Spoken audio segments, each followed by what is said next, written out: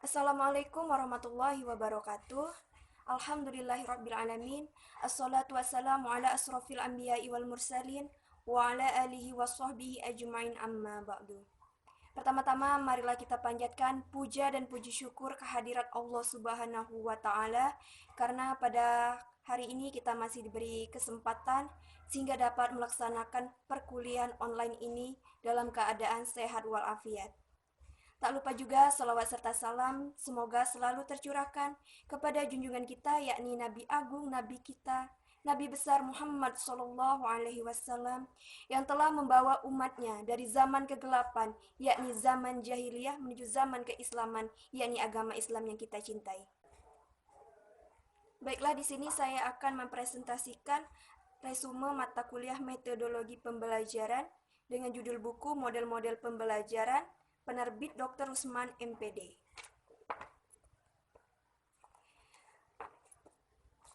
Untuk memulai presentasi kita pada hari ini, marilah kita bersama-sama melafazkan lafaz basmalah. Bismillahirrahmanirrahim.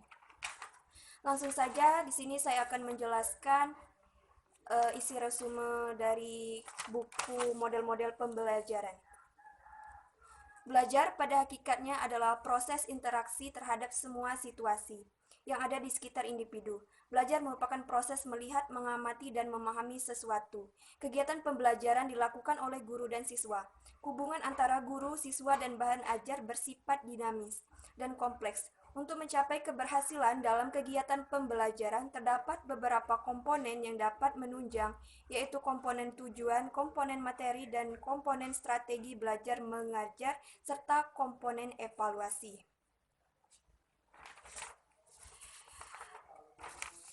Untuk perencanaan proses pembelajaran, yang pertama yaitu silabus. Silabus sebagai acuan pengembangan rencana pelaksanaan pembelajaran memuat identitas, mata pelajaran, standar kompetensi, kompetensi dasar, materi pembelajaran, kegiatan pembelajaran, indikator pencapaian, penilaian, alokasi waktu, dan sumber belajar. Yang kedua itu rencana pelaksanaan pembelajaran atau RPP. Komponen RPP meliputi identitas mata pelajaran, standar kompetensi, kompetensi dasar, indikator pencapaian kompetensi, tujuan pembelajaran, materi ajar, alokasi waktu, metode pembelajaran, kegiatan pembelajaran, penilaian hasil belajar, dan sumber belajar. Prinsip-prinsip penyusunan rencana pelaksanaan pembelajaran. Yang pertama, kita harus memperhatikan perbedaan inti individu peserta didik. Yang kedua, mendorong partisipasi aktif peserta didik. Yang ketiga, mengembangkan budaya membaca dan menulis. Dan yang keempat, memberikan umpan balik dan tindak lanjut. Kelima, keterkaitan dan keterpaduan. Keenam, menerapkan teknologi informasi dan komunikasi. Pelaksanaan proses pembelajaran. Yang pertama yaitu persyaratan pelaksanaan proses pembelajaran dan yang kedua pelaksanaan pembelajaran. Dalam penilaian hasil pembelajaran, penilaian dilakukan secara konsisten, sistematis, dan terprogram dengan menggunakan tes dan non-tes dalam bentuk tertulis atau lisan. Pengamatan kerja, pengukuran sikap, penilaian hasil karya berupa tugas, proyek, portofolio, serta penilaian diri. Yang terakhir yaitu pengawasan proses pembelajaran. Yang pertama pemantauan, yang kedua supervisi, yang ketiga evaluasi, keempat pelaporan, dan yang kelima tindak lanjut profesional. Pengertian profesionalisme guru. Profesionalisme berasal dari kata profesi yang artinya suatu bidang pekerjaan yang ditekuni oleh seseorang. Secara etimologi, istilah profesi berasal dari bahasa Inggris yaitu profession atau bahasa Latin professius yang artinya mengakui. Profesi adalah suatu jabatan atau pekerjaan yang menuntut keahlian tertentu. Profesionalisme guru merupakan kondisi, arah, nilai, tujuan, dan kualitas suatu keahlian dan kewenangan dalam bidang pendidikan dan pembelajaran yang berkaitan dengan pekerjaan seseorang yang menjadi mata pencaharian. B. Pentingnya profesionalisme guru dalam pendidikan. Yang pertama yaitu subjek pendidikan, yang kedua pendidikan dilakukan secara intensional, ketiga teori-teori pendidikan, empat pendidikan bertolak dari asumsi pokok tentang manusia, lima inti pendidikan terjadi dalam prosesnya, enam sering terjadinya dilema antara tujuan utama pendidikan.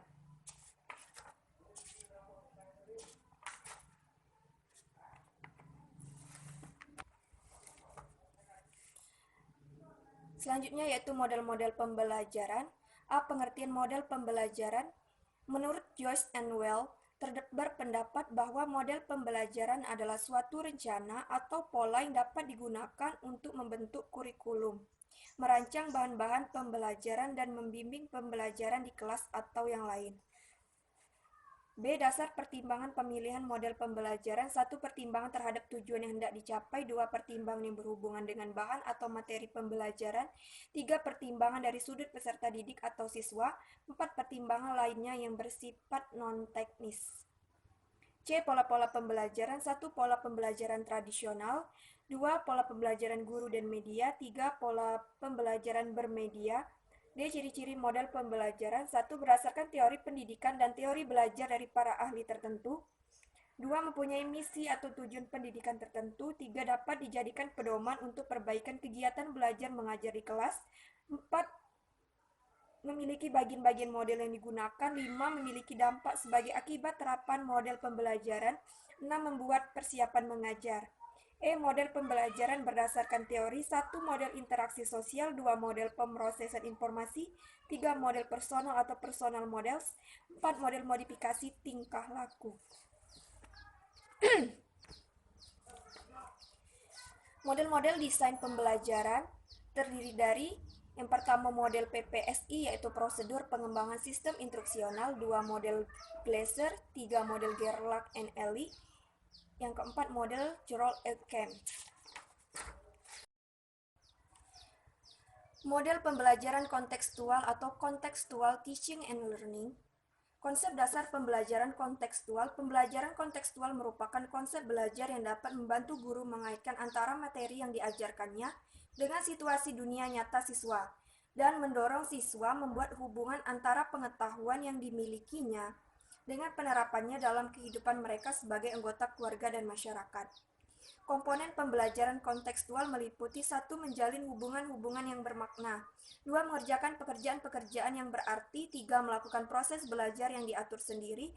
4. Mengadakan kolaborasi. 5. Berpikir kreatif dan kritis. 6. Memberikan layanan secara individual. 7. Mengupayakan pencapaian standar yang tinggi. 8. Menggunakan asesmen autentik. Ada 7 prinsip pembelajaran kontekstual yang harus dikembangkan oleh guru, yaitu 1. Konstruktivisme. 2. Menemukan atau inquiry. 3. Bertanya atau questioning. 4. Masyarakat belajar atau learning community. 5. Pemodelan atau modeling. 6. Refleksi. 7. Penilaian sebenarnya.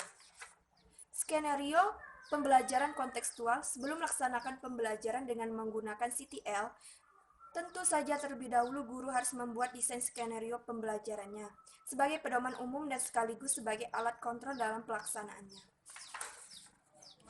Model pembelajaran kooperatif. Menurut Roger dan Davidson, ada 5 unsur dasar dalam pembelajaran kooperatif, yaitu sebagai berikut. 1. Prinsip ketergantungan positif. 2. Tanggung jawab perseorangan. 3. Interaksi tatap muka. 4. Partisipasi dan komunikasi. 5. Evaluasi proses kelompok. Model pembelajaran berbasis masalah atau PBM. Konsep dan karakteristik pembelajaran berbasis masalah atau PBM. 1. Masalah pedagogi dan pembelajaran berbasis makalah. Yang A, yaitu kekuatan masalah. Masalah dapat mendorong keseriusan, inquiry, dan berpikir dengan cara yang bermakna dan sangat kuat. B. Masalah dan pedagogik. Menurut Sulman, pendidikan merupakan proses membantu orang mengembangkan kapasitas untuk belajar bagaimana menghubungkan kesulitan mereka dengan teka-teki yang berguna untuk membentuk masalah. C. Masalah dan multiple perspektif. D. Teori belajar, konstruktivisme, dan pembelajaran berbasis masalah. E. Pembelajaran berbasis masalah dan kognisi. 2. Pengertian dan karakteristik pembelajaran berbasis masalah. Peran guru dalam pembelajaran berbasis masalah. 1. Menyiapkan perangkat berpikir siswa. 2. Menekankan belajar kooperatif. 3. Memfasilitasi pembelajaran kelompok kecil dalam pembelajaran berbasis masalah. 4. Melaksanakan pembelajaran berbasis masalah. Model pembelajaran tematik. Pengertian pembelajaran tematik. Pembelajaran tematik merupakan salah satu model dalam pembelajaran terpadu yang merupakan suatu sistem pembelajaran yang memungkinkan siswa, baik secara individual maupun kelompok, aktif menggali dan menemukan konsep serta prinsip-prinsip keilmuan secara holistik, bermakna, dan autentik. Landasan pembelajaran tematik secara filosofis, kemunculan pembelajaran tematik sangat dipengaruhi oleh 3 aliran filsafat, yakni progresivisme, konstruktivisme, dan humanisme. Karakteristik model pembelajaran tematik: 1. Berpusat pada siswa. 2. Memberikan pengalaman langsung. 3. Pemisahan mata pelajaran tidak begitu jelas. 4. Menyajikan konsep dari berbagai mata pelajaran. 5. Bersifat fleksibel. 6. Hasil pembelajaran sesuai dengan minat dan kebutuhan siswa. 7. Menggunakan prinsip belajar sambil bermain dan menyenangkan. Implikasi model pembelajaran tematik: 1. Implikasi bagi guru. 2. Implikasi bagi siswa. 3. Implikasi terhadap buku ajar. 4. Implikasi terhadap sarana dan prasarana sumber belajar dan media pembelajaran. Model pembelajaran berbasis komputer. A. Perspektif historis pembelajaran berbasis komputer. Sejarah pembelajaran berbasis komputer dimulai dari munculnya ide-ide untuk menciptakan perangkat teknologi terapan yang memungkinkan seseorang melakukan proses belajar secara individual dengan menerapkan prinsip-prinsip didaktik metodik tersebut. B. Model-model pembelajaran berbasis komputer. 1. Model drills, suatu model dalam pembelajaran dengan jalan melatih siswa terhadap bahan pelajaran yang sudah diberikan. 2. Model tutorial, program tutorial pada dasarnya sama dengan program bimbingan, bertujuan memberikan bantuan kepada siswa untuk mencapai hasil belajar optimal. 3. Model simulasi, salah satu strategi pembelajaran yang bertujuan memberikan pengalaman belajar yang lebih konkret. 4. Model institutional games, salah satu bentuk metode pembelajaran berbasis komputer. Model pakem atau partisipatif, aktif, kreatif, efektif, dan menyenangkan. Pakem merupakan model pembelajaran dan menjadi pedoman dalam bertindak untuk mencapai tujuan yang telah ditetapkan. 1. Pembelajaran partisipatif. 2. Pembelajaran aktif. 3. Pembelajaran kreatif. 4. Pembelajaran efektif. 5. Pembelajaran menyenangkan. Menurut Udin S. Saud, terdapat 3 model pembelajaran yang telah biasa digunakan oleh para pengajar yang pada dasarnya mendukung pakem, yaitu 1. Pembelajaran kuantum. 2. Pembelajaran berbasis kompetensi. 3. Pembelajaran kontekstual.